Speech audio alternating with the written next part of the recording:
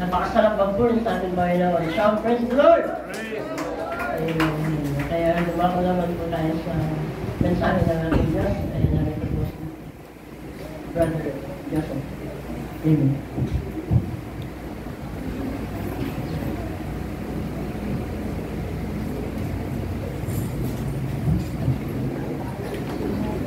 Purihin ng Panginoon sa araw na ito na muli ang kanyang mayamang biyaya ay pinagkaroon niya sa bawat isa at lahat ng pinagpala ay magsabing praise the Lord. Praise the Lord.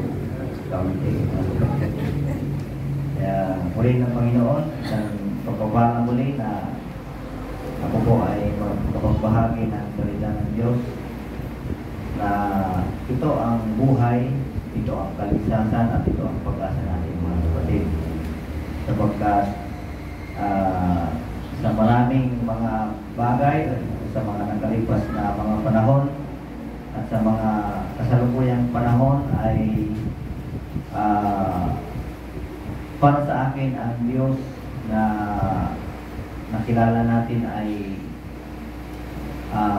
mahabag na Diyos sa bawat isa mga kapatid. Pagkat kung walang habag ng Diyos ay hindi ko alam mga kapatid kung sa panahon tayo nagkautusan marahil baka unti-unti ay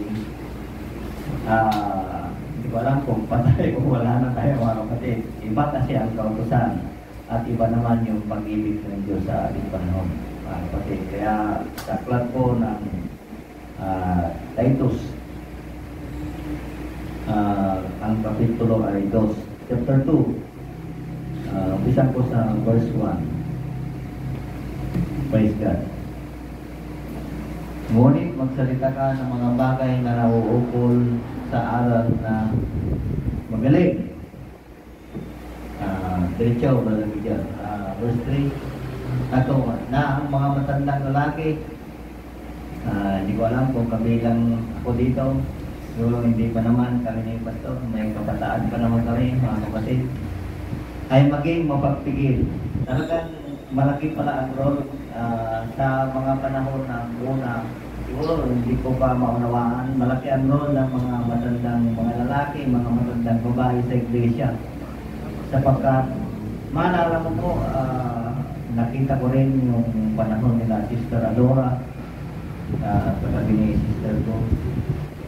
Nakita ko sa kanya talaga yung kahinginan ng isang matandang, kasi nauutan ko matanda na po siya nung naabutan ko. Nakita ko yung parang si Sister ko lang din, yung kahinginan, yung ayos, yung mga kilos, yung pananalita, parang magkapit-bahay sila. Siguro doon kila Sister ko, Sister Grace din yung pananalita. Siguro mas maganda rin makita sa kanila yung mahingin din yung mga pananalita.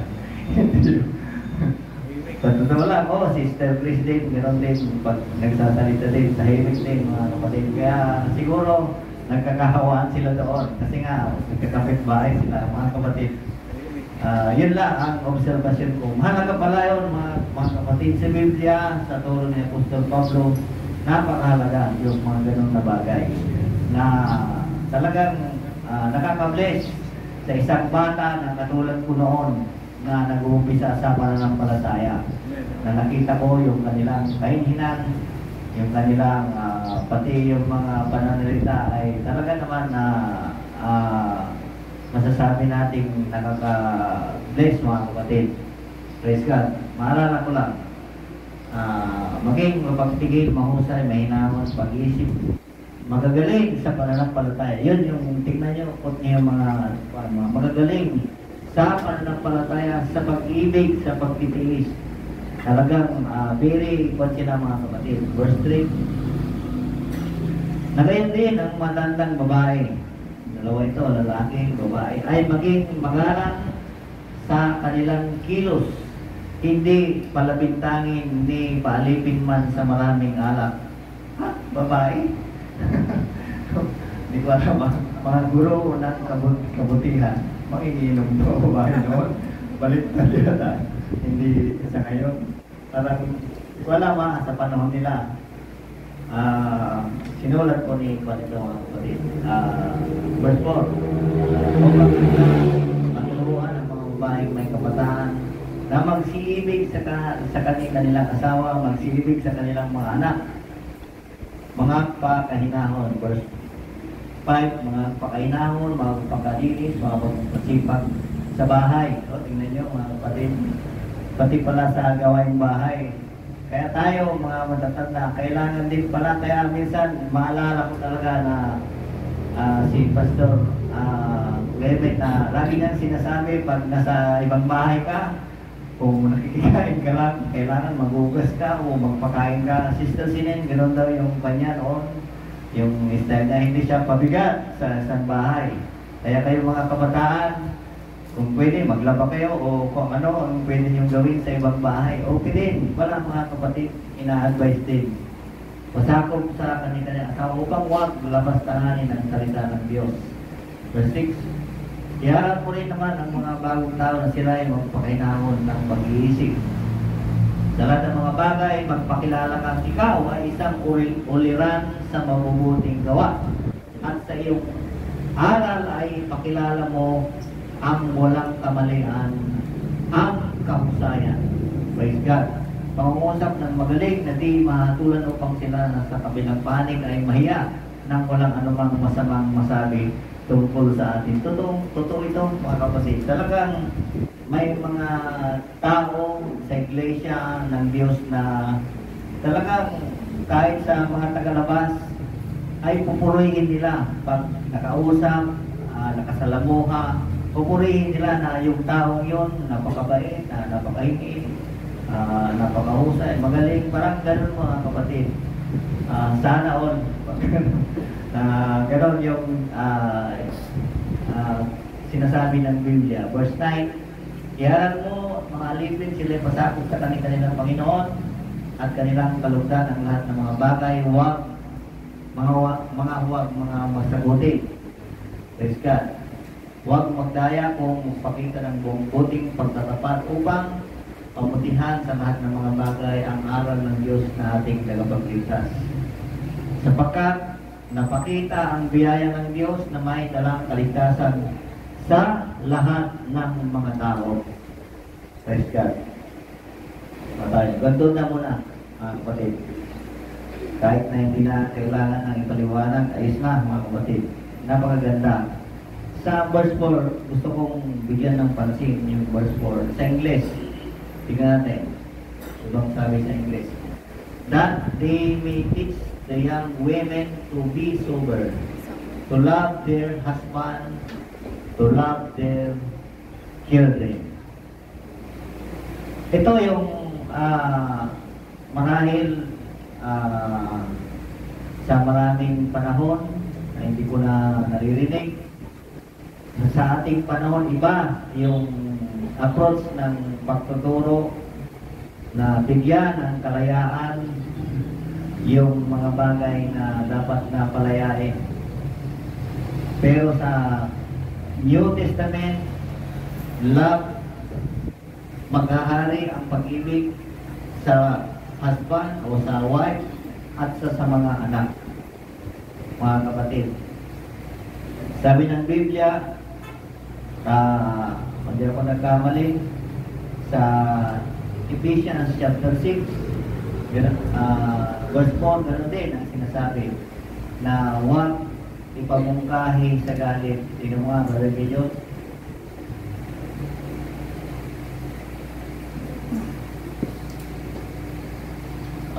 Provoke not your children to wrath, but bring them up to nurture and domination of the Lord. Sa Tagalog, kaya mga ama, huwag ninyong ipamungkahi ang galit ng iyong mga anak, kundi turuan sila ayon sa saway na aral ng Panginoon. Yun mga kapatid, ibalik mo doon sa Titus. Yung nga, sabi ko nga, yung pag-ibig sa pamilya, kasi sinabi na dito yung asawa at mga anak, ay napakahalaga. Alam niyo ba mga kapatid, nasa lumang tipan, ang batas ay mandatory. Ibig sabihin, kautosan. Dito naman sa bagong tipan, pag-ibig lang talaga. Sa lumang tipan, it is necessary na kailangan nilang ituro sa kanilang mga anak. Sa Deuteronomy chapter 6 verse 7, sabi doon,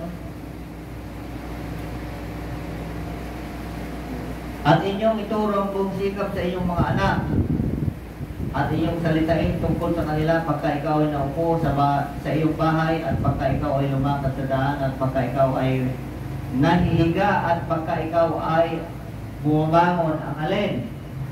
6 sa taas, sa 4, sabi doon, dinggin mo, Israel, ang Panginoon nating Diyos ay iisa ang Panginoon. Yan yung batas nila. Yan yung tinuturo sa kanilang mga anak.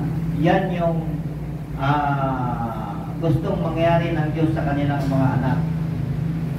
Matindi ito.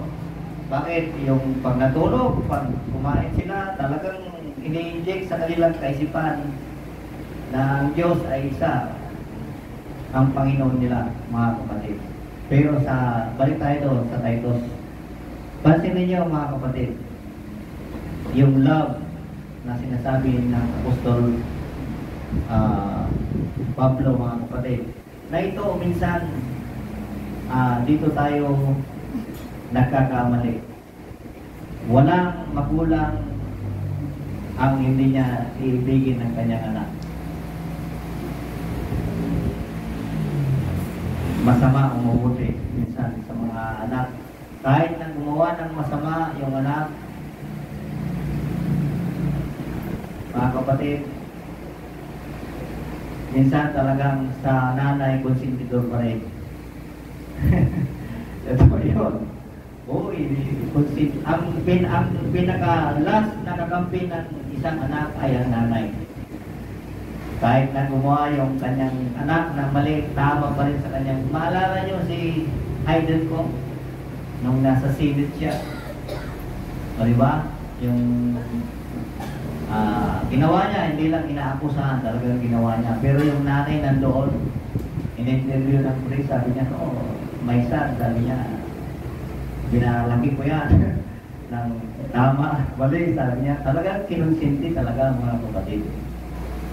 Pero sa Biblia, may mababasa rin na minsan kahit na anong sama dahil na sa pag-ibig sa anak, sabi, love their children, ay hindi kayang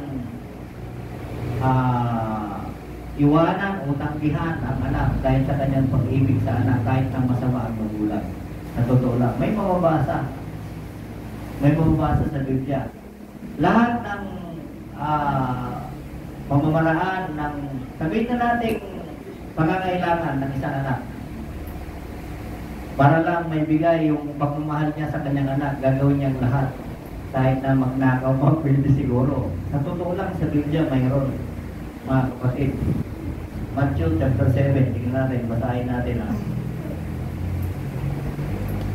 ano ba yun? 7:9. O anong tao sa inyo ang kung siya'y hingan ng tinapay ng kanyang anak ay bato ang ibibigay? 10. O kung hingihan siya ng isda ay ibibigay niya ay ahas. Sa verse 11.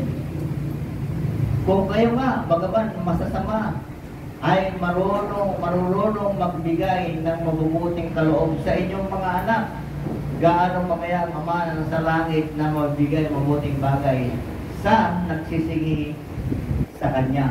So, ibig sabihin, hindi pini-question, nakalabas o mananampalataya ng isang anak ang pag-ibig ng magulang sa kanyang anak.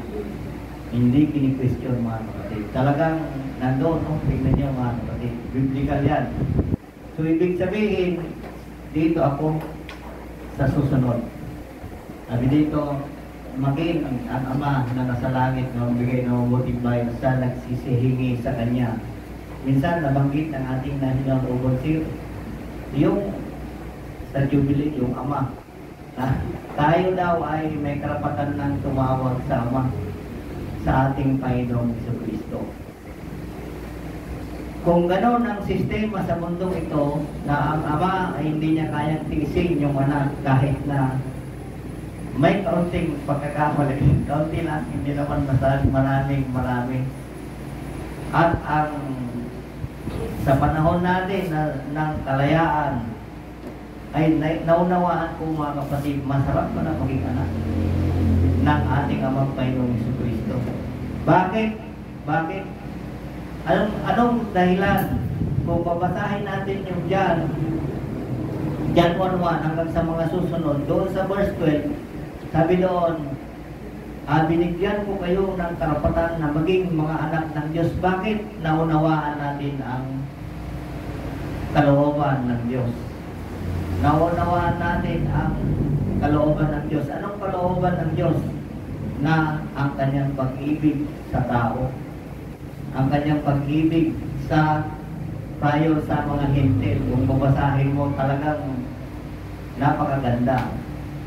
Maging si Apostol Pablo binabanggit sa Romans na ang hintil, mga kapatid, ang pag-ibig niya. Hindi ko alam kung tayo yung magiging anak ng Diyos ng mga hintil pagdating ng panahon. Kaya pala, sabi ko sa isip-isip ko, hindi naman ako matuwid, hindi naman ako righteous. Maraming panahon na ako'y nagkamali, pero bakit mahal pa rin ako ng Diyos? Bakit nananatili akong naglilingkod pa rin hanggang ngayon? Baka sakali lang, sa akin lang, makaanak din ako kahit na pasaway ako sa ating Panginoong Jesucristo, mga kapatid. Kaya, yung batas, mga kapatid, na sa lumang tipan ay mahirap. Kung bilang isang magulang, kahit na hindi man pala sila mananampalataya noon, iwan ko lang. Kung nabuhay kayo sa panahon ng lolo ko, lati ko. So, awit ng lati. Ay, pag nagkamali ka, wala. Lati ko yung sasalubong sa'yo. Sa totoo lang. At napaka-stricto ng mga panahon, mga unang panahon. Mahawakan lang yung daliri ng mga dalaga noon, pinapakasal na. Parang gusto ko yun, mga kapatid. Oo. Ay, yung crush mo, nahawakan mo yung kamay niya at talagang gusto. Ay, pabor sa'yo yun kahit na ayaw ka nung babae. Pag palagay yun. Kaya hindi tayo nabuhay ng panahon na yun. Totoo mo yun. Ganon sila katindi. Ganon sila ka-stricto sa pagmamahal sa kanilang mga anak. Sa totoo lang. Pero, parang gusto ko yun. Kapag parang okay yun. Mawakan mo na yung kamay. Papakasal ka na eh. Mahirap. Kaya, mga kapatid, iba yung paraan ng batas noon at saka sa ngayon, mga kapatid. Ang paalala, mahalin ang iyong mga anak. Sa paanong paraan, sabi ng Biblia sa salita ng Diyos. Iaral mo. Kaya, salamat at bahagi tayo ng generation na continuous na yung mga magulang natin at yung magiging anak natin, sila man din maging magulang ay nandito sila sa pananampalatayang ito. Palakpakan natin ang Panginoon. Praise God.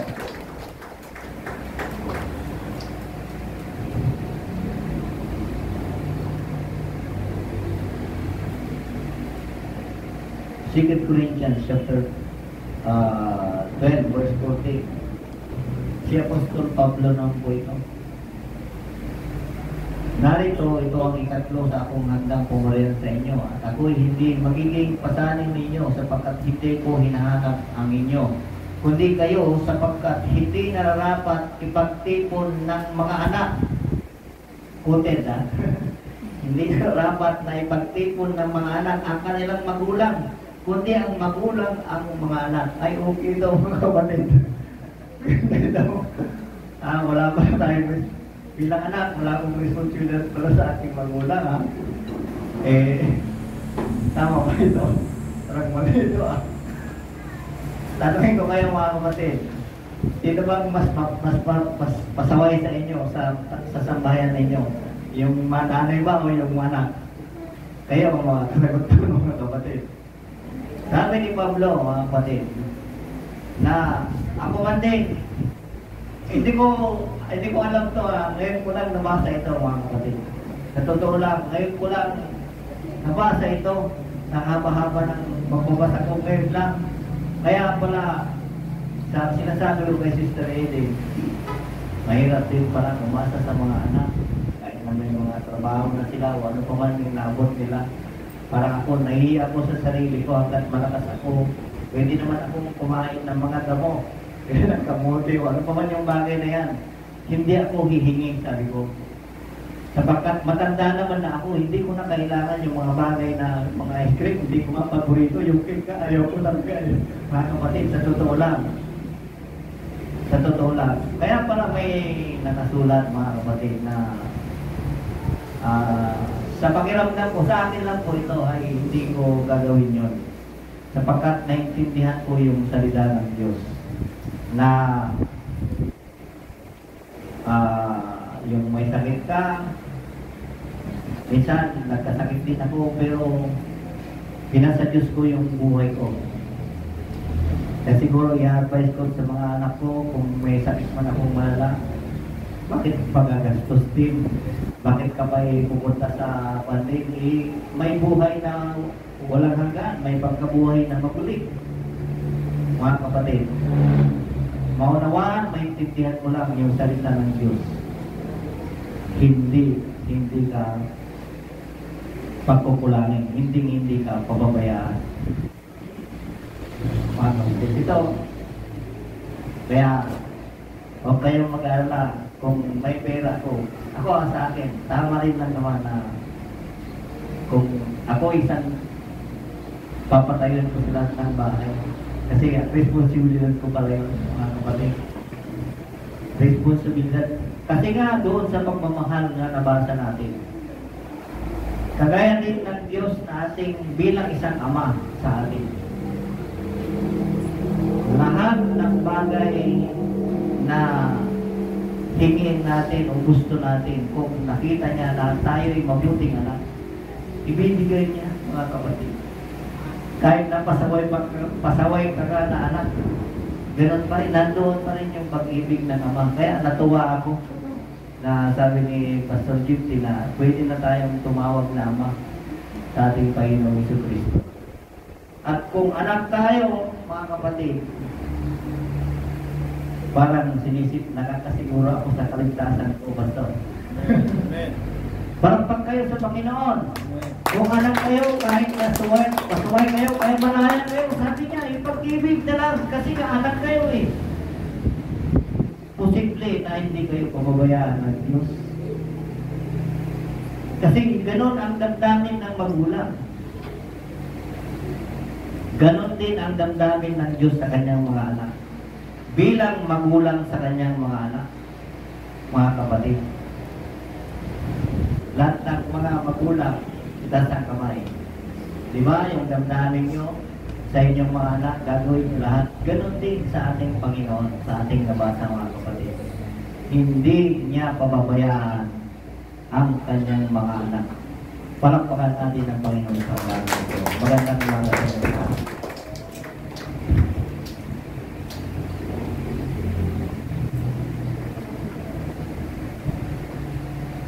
Amen. Puri ng Diyos. Umaga sa kanya at kanya. Kaya marami pang mga bagay tayo malalaman sa mga nakasulatan. Hindi pa lahat ng kahulungan sa Biblia ay alam na natin. Marami pa. Marami pang kahulungan at kalaman na matututunan tayo sa Biblia. Okay? Hindi pa natin nalalaman lahat. Marami pa. Sa akin yan. Sa pag-share ko ng pagtuturo ko ng Word of God, maging ako ay natututo sa mga bagay na naunawaan ko sa Biblia. Ito nga, ang Biblia ay full package para sa lahat. Amen? Para sa pamilya, para sa mag-asawa, para sa mag-anak. Amen. Relasyon ng ama sa anak, relasyon ng anak sa magulang. Kompleto ang Biblia. At ang Biblia ay naghahayag sa atin na kung gagawin natin ito, mapapabuti tayo. Amen? Yan ang Biblia. Pero kung hindi natin gagawin, pwedeng ganun ka lang sa iyong kalagayan or mapapasama. Amen? Ganun lang naman ang direksyon natin patungkol sa katwiran ng Biblia. Kung sinusunod natin, sa ikabubuti natin. Amen? Kompleto ang Biblia kung paano natin pag-usayin ang buhay na ito. Amen? Kung paano tayo makitungo sa kanino man, sa ating kapwa, sa pamilya, sa mga kaibigan, sa lahat, lalong-lalo na sa mga kapananampalataya natin sa iglesia. Kaya,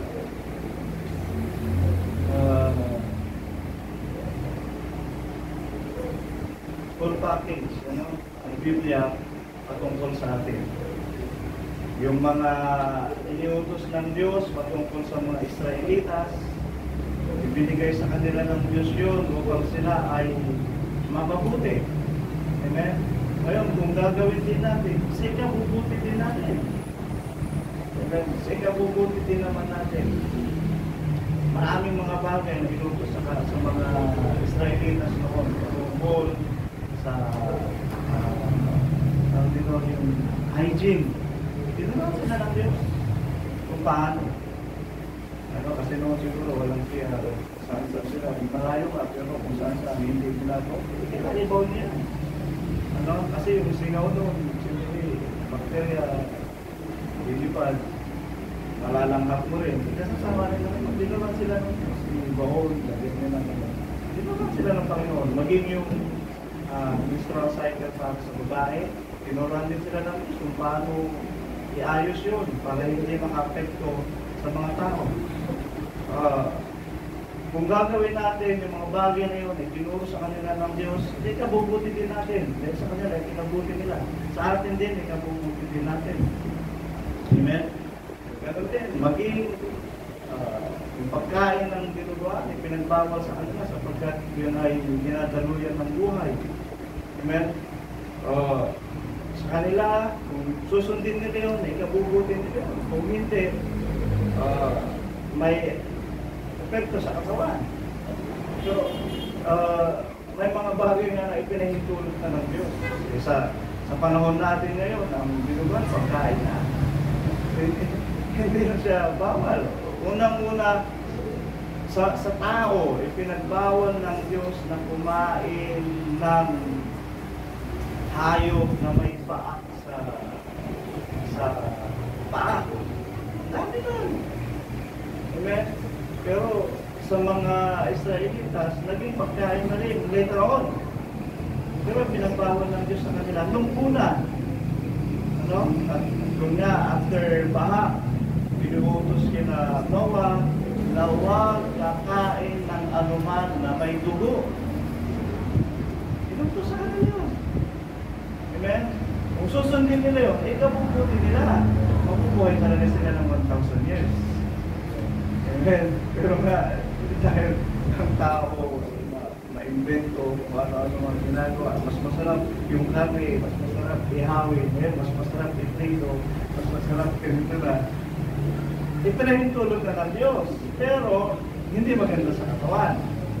Amen? Ipinahintulot na ng Diyos, pero hindi maganda sa katawan. Pero hindi ka rin naman nagkakasala. Naintindihan nyo? Hindi ka nagkakasala. Although noon, utos, pero ngayon, later on, naging nakasanayan ng tao, hindi na sila nagkakasala. But the effect, ay sa katawan. So, ito ang Biblia. Tinuturuan tayo ng lahat ng mga bagay sa ikabubuti natin. Amen? Sa ikalalago natin. Amen? When it comes to hygiene, pagdating sa sarili natin, sa katawan, ganun din. Amen? Sa ikabubuti natin. But the Bible, lalong-lalo na ang bagong tipan, it teaches us how to grow in spiritual. Amen. Doon tayo ngayon nakapokus patungkol sa spiritual, paglago sa spiritual, sa pananampalataya sa ating Panginoong Jesucristo. Yan ang focus ng bagong tipan. Amen. Maraming mga bagay na itinuro din sa bagong tipan na hindi ayon sa pananampalataya. Na kung gagawin mo ito, ay ikabubuti mo rin. Ikalalago mo, ikatatagumpay mo, at kasama na rin yung spiritual mo. Amen. Nakikitaan ka na rin ng paglago sa spiritual. Habang yung mga bagay na yun ay ginagawa mo, kahit na ito ay hindi makukul sa pananampalataya. Amen. Pero kung ginawa mo siya ayon sa pananampalataya, makikita, magre-reflect sa iyo yung paglago ng iyong pananampalataya. Amen. Kaya sinasabi mo na rin, yung kabanalan ay tinuturo ng Biblia na magsigamit tayo ng mahinahon o may kaayusan, nararapat yun para sa atin dahil yung pananampalataya mo sa ganung bagay nag-reflect kung paano ka lumalago sa pananampalataya. Amen? Sabi ko sa inyo, pasok kayo ng gusto nyong isuot. Pero that reflects how is your faith. Kung paano ka nakalago sa iyong pananampalataya. Kung nanatili ka sa pagiging basa, sa pagiging musmos ka pa rin sa harap ng Diyos. Amen? Sa mga ganung bagay. Ito ang Biblia. Tinuturuan tayo ng napakaraming bagay patungkol sa atin. Amen? Ngayon, binigyan man tayo ng kalayaan. Amen? Pero, hindi pa rin inaalis sa Biblia na mga anak, igalang ninyo ang inyong mga magulang. Hindi inaalis na rin. Malaya naman na. Pero yung mga nakasulat na yun, ayon pa rin sa Biblia, ayon pa rin sa pananampalataya. Sundin ninyo ang inyong mga magulang sa Panginoon. Kasama pa rin yun. We have all the freedom. Pinalaya na tayo. Ngunit, nandiyan pa rin ang salita ng Diyos o salita ng napakagandang termino para sa atin, the Spirit of Life na ibinigay sa atin upang maging gabay natin, upang manatili sa atin yung spiritual na buhay na kung saan tayo ay nanatili sa pananampalataya upang magsipaglago tayo sa pananampalataya. Amen. Kaya ang kahuli-hulihan nito, saliksikin natin ang Biblia. Saliksikin natin ang Biblia. Dahil kung masaliksik mo ang Biblia, doon ka magiging totally na malaya. Doon ka totally magiging malaya. Ngayon, kung hindi pa natin naunawaan mabuti ang lahat ng mga bagay na nakasulat sa banal na kasulatan, pasakop tayo doon sa mga nakakaunawa ng banal na kasulatan. Sila magiging guide natin kung paano tayo sa pamumuhay na ito. Kahit na sabihin nila na, o kahit sabihin, sinasabi ngayon na tayo ay malaya na. Amen? Pero we need to be under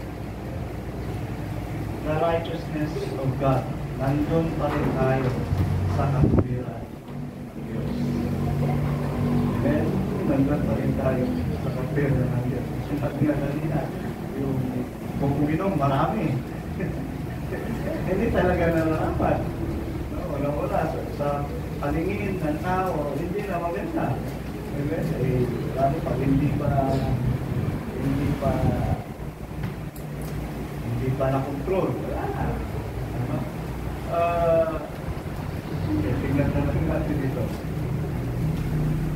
Colossians chapter 3 verse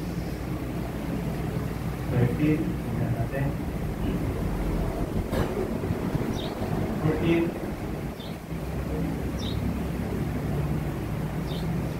15.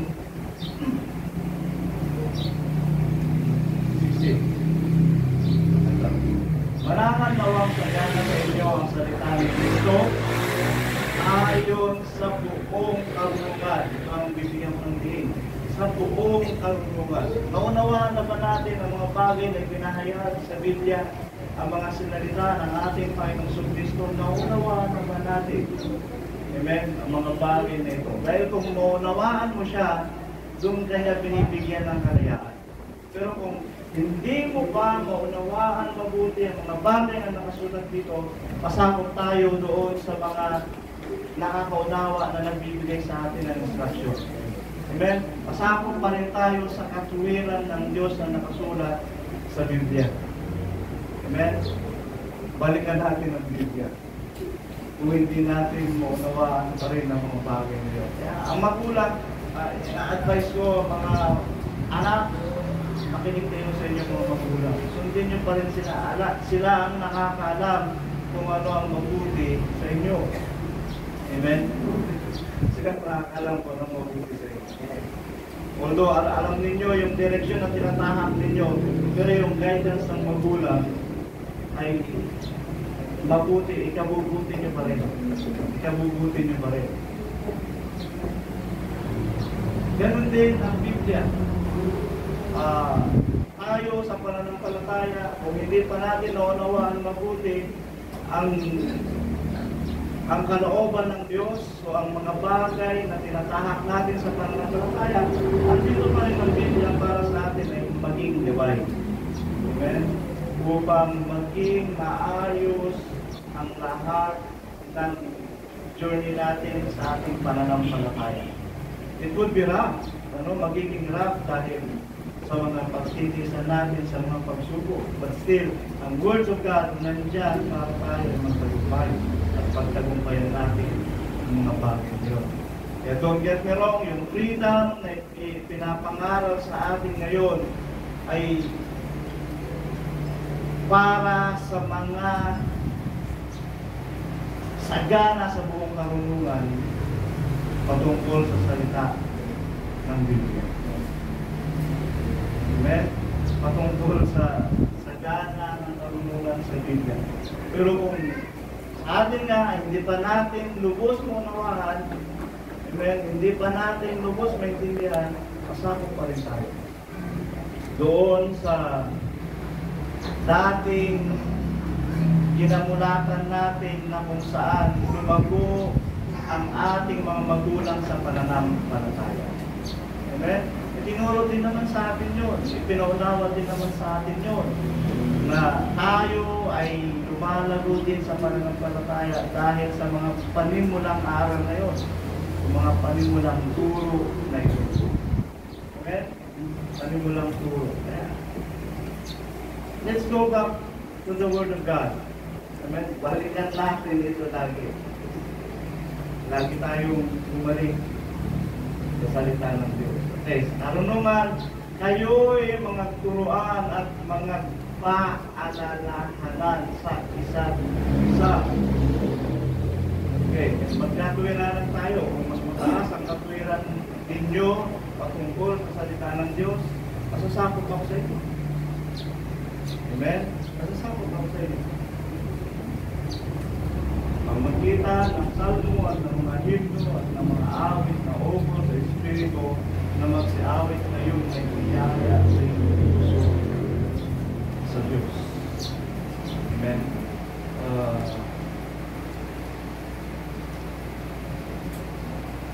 Naglagay ang Diyos ng kaayusan sa Iglesia. Hindi lahat nagpagturo. Hindi lahat kamay, hindi lahat bibig, hindi lahat paa. We have our own calling.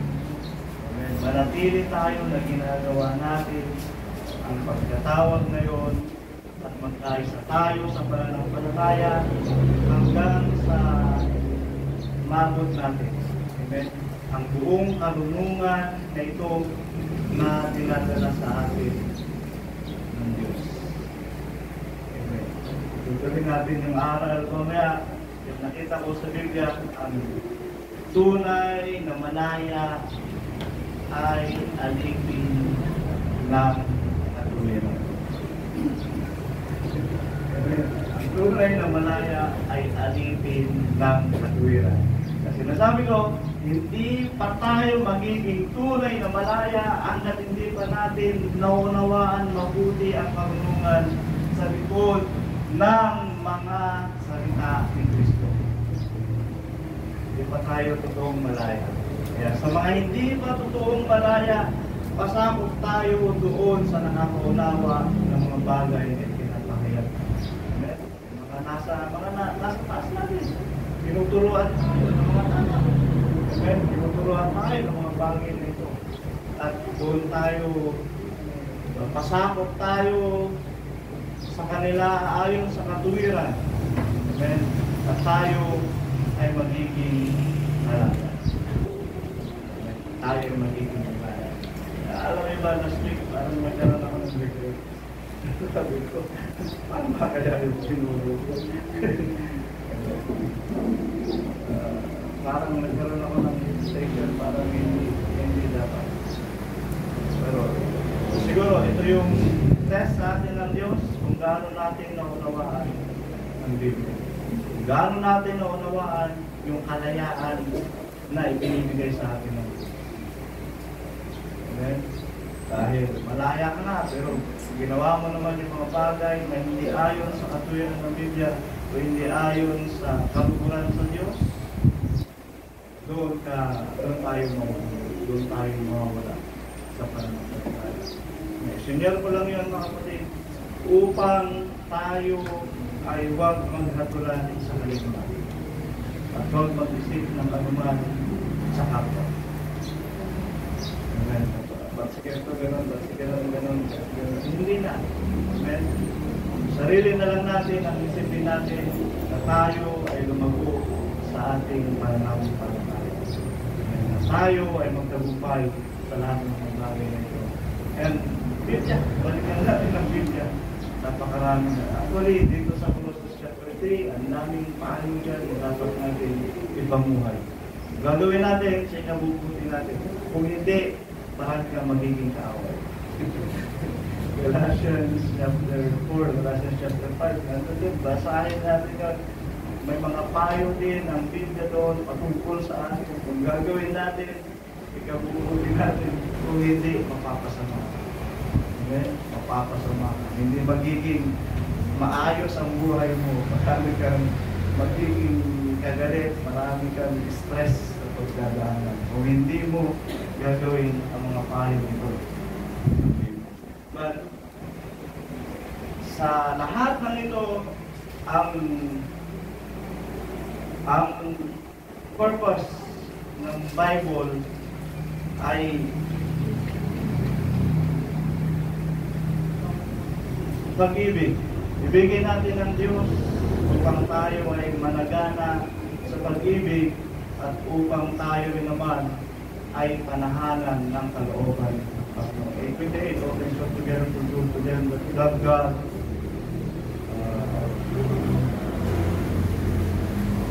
To them who are called according to His purpose. Sa mga tinawag, ayon sa Kanya kalooban. Kaya, andun pa rin tayo. Amen? Andun pa rin tayo. Karunungan ang tinitignan natin sa Biblia. Karunungan. Unawain mo mabuti. Alamin natin ang mga bagay na nakasulat ayon dito. Amen? Upang hindi na tayo magsumbungan, maghatulan, hindi na tayo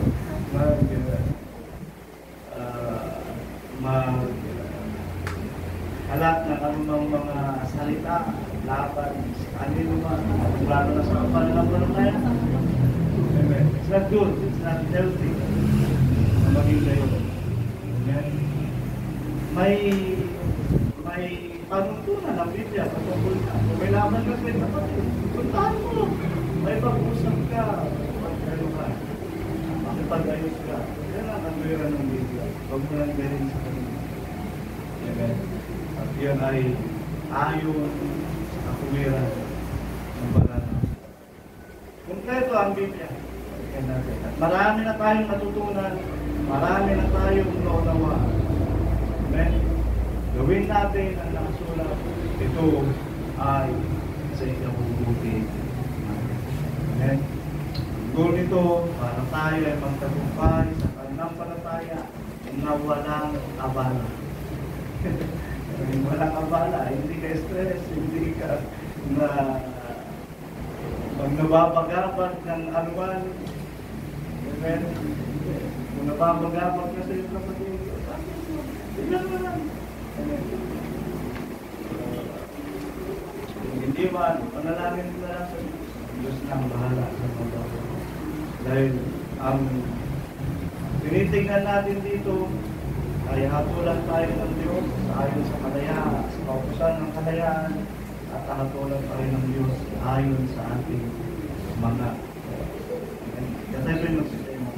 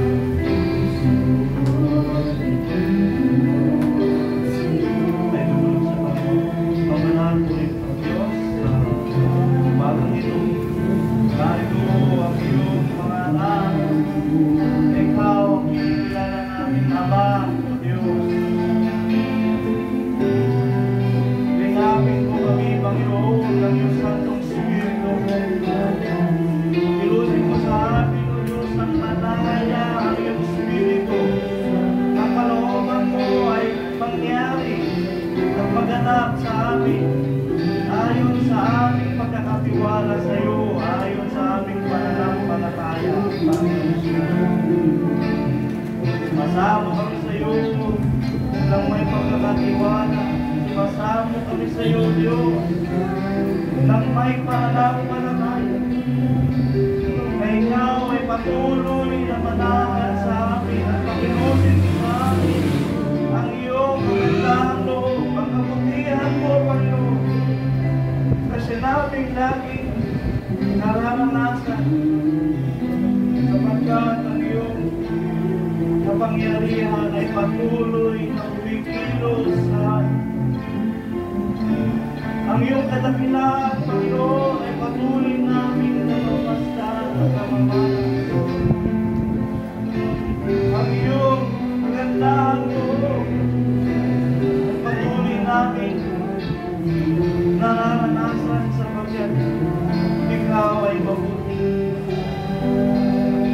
Hindi mo gagawa ng anumang masama ang iyong mga anak.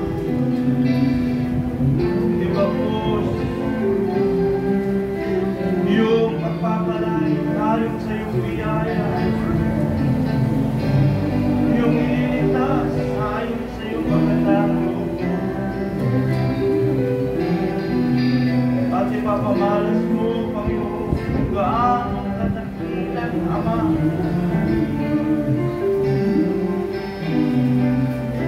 Ikaw para sa iyong mga anak.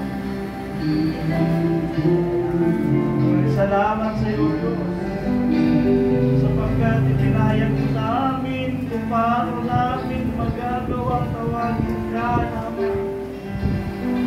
Kung kami ay lubos na gumaganap ng iyong kalooban. Kung kami, Panginoon, ay sumusunod sa iyong mga salita at pinangyayari namin sa aming mga sarili ang mga bagay na ipinadukala mo nga kami magkakaroon ng karapatan, tawagin ka namin Ama, Diyos. Isang karangalan, Panginoon, ay ipaunawa mo sa amin ng mga bagay na ito. Nahilangin mo sa amin, O Diyos. Ang pagkakataon upang maganap sa amin ang ayon sa iyong mga salita.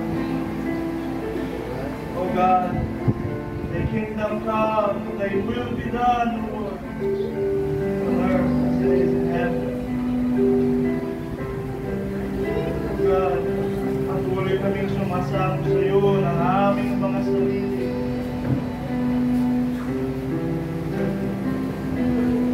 Huwag mong alisin sa amin ang iyong Espiritu Santo sa magkat, sa mga bagay na ito, O Diyos, ay nauunawaan namin ang iyong kalooban at ang iyong mga salita. Gabayan mo kami lagi, Panginoon, ng iyong Santong Espiritu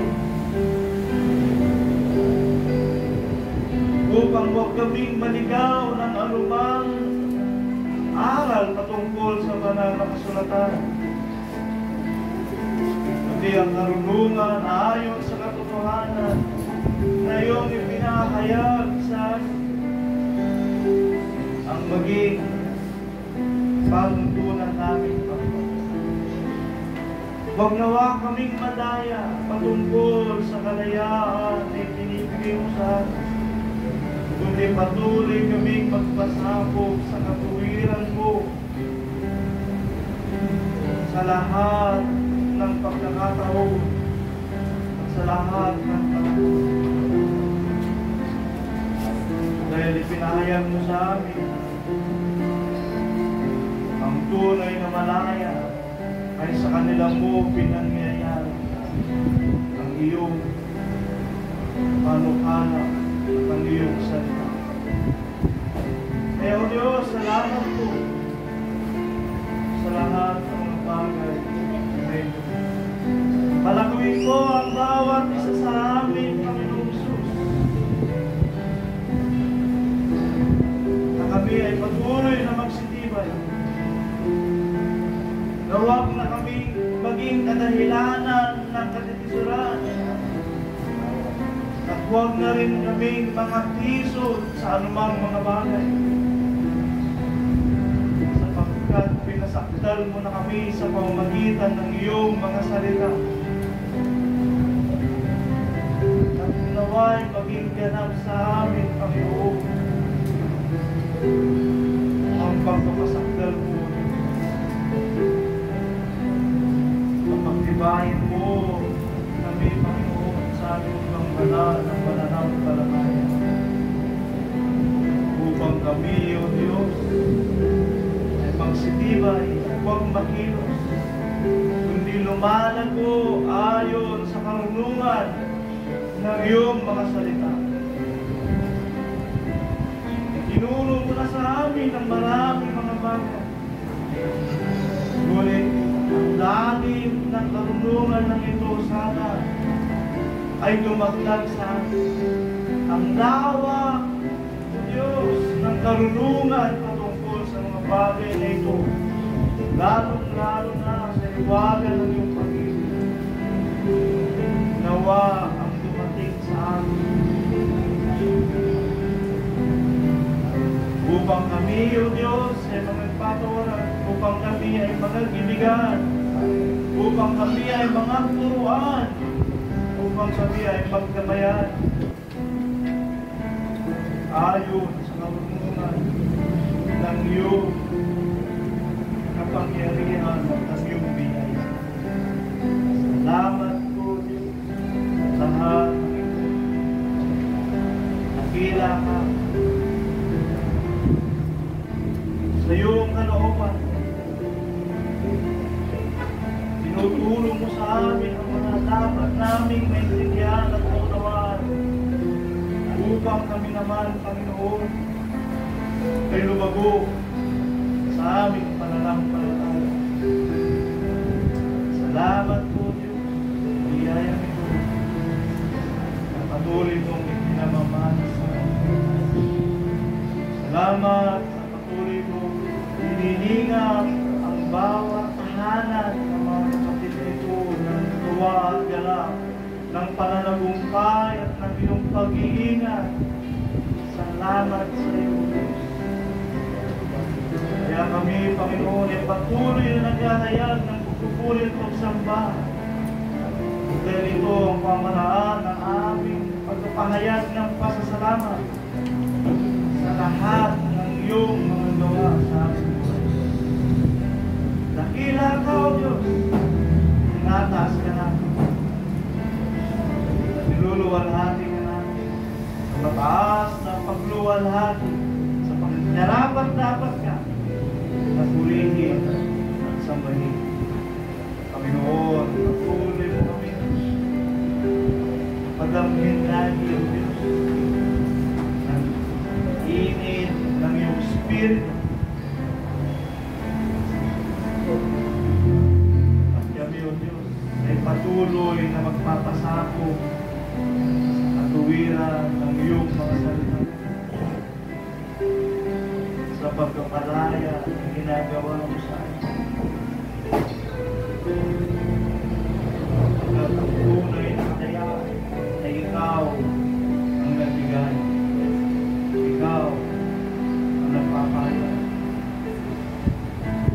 Sa iyo kami masasama. Panginoon, mga kapatid namin na malayo sa aming dito, patuloy mo po ingata, paglain, ayon sa iyong kagandahan mo. Palahalin mo rin naman sila. Gabay mo ang iyong Espiritu Santo sa iyong kapangyarihan kapatid. Kami, O Diyos, ay tumitiwala sa iyong Espiritu at sa katotohanan. Kami, O Diyos, ay sumasamba. Purihin at tuwalin ka sa pangalan mo